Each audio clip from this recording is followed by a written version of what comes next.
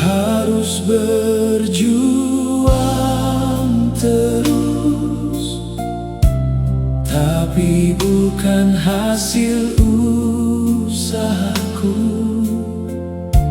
melainkan pemberiannya, hidup yang telah dibebaskan Kristus. Harus jadi karunia bersama teman sekerja Tuhan, hidup di dalam kasih Kristus.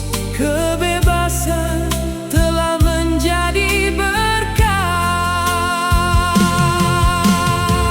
telah lebih dahulu dikasihi, hidup yang telah dibebaskan Kristus.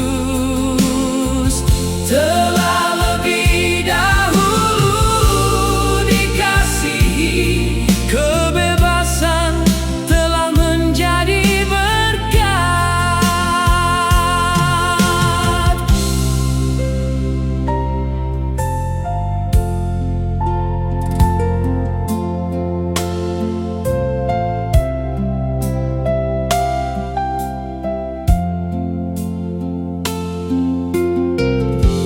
Harus berjuang terus, tapi bukan hasil usahaku,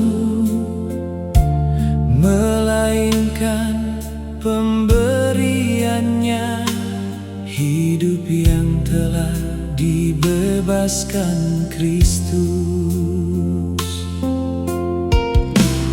Harus jadi karunia bersama teman sekerja Tuhan, hidup di dalam kasih Kristus. Kebebasan telah menjadi berkat,